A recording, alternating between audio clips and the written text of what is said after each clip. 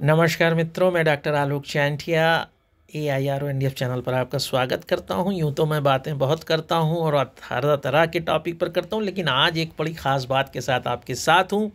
और वह बात यह है कि जब कलयुग में इस बात पर परिचर्चा चर्चा विवाद हो रहा है कि राम थे नहीं थे, राम की सत्यता क्या है, राम सेतु जो बना था उसकी सत्यता क्या है, उस सभी के बीच में राम के सत्य को स्वयं लंकाधिपति रावण ने स्वीकार किया था।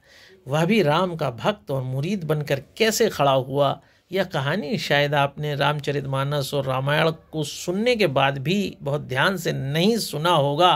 और इसीलिए मैं आज अपनी इस वीडियो के माध्यम से आपको यह बताना चाहता हूँ कि राम नाम में कितनी ताकत है। रकार और मकार की शक्ति, बीजक मंत्र, राम कितना कुछ अद्भुत शक्ति दे सकते हैं, उसका एक बहुत अच्छा सा उदाहरण आपको सामने दे रहा हूँ कि जब रामचंद्र जी सीता की खोज करते हुए समुद्र के किनारे पहुँचते हैं और उसके लिए पुल बनाना चाहते हैं क्योंकि उन्हें लंका पहुँचना है, तो उनकी सेना में नल नील को यह वरदान प्राप्त था कि वह जिस भी पत्थर को छू लेंगे वह डूबेगा नहीं। और उनके इस अद्भुत वरदान के कारण जब वह पुल बनाने का काम शुरू करते हैं तो लंका में यह खबर पहुंचती है कि राम की तरफ सेना बनाने वाले लोग जब पत्थर समुद्र में डालते हैं तो वह डूबते ही नहीं हैं। इससे सेना के लोगों में हड़कंप मच गया, घबराहट मच गई। वो यह सोचकर घबरा उठे कि आखिर ऐसे महान प्रतापी राम का मुकाबला कैसे करेंगे। और वह पहुंचते हैं लंकाधिपति रावण के पास और यह बातें बताते हैं। रावण हंसता है और कहता है, इसमें कौन सी खास बात है, मैं भी अगर पत्थर डालूंगा तो वह भी नहीं डूबेगा, चलो मैं दिखाता हूँ। और वह पहुँचता है समुद्र के किनारे और एक पत्थर उठाता है और समुद्र में डाल देता है और समुद्र में वह भी पत्थर नहीं डूबता है।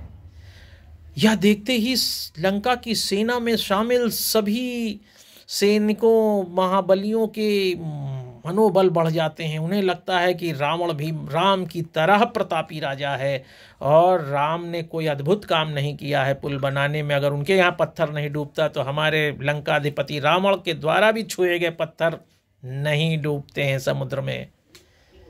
और हर तरफ जय जयकार हो लगती है। इस मोटिवेशन के कारण, इस आत्मबल की चेतना के बाद जब वह मंदोदरी से मिलता है तो उसकी पटरानी मंदोदरी कहती है कि महाराज, मैं तो आपके साथ वर्षों से रह रही हूँ, दिन रात रहती हूँ, मैं आपको हर पल जानती हूँ। ये बताइए आखिर आप द्वारा डाला गया पत्थर क्यों नहीं डूबा।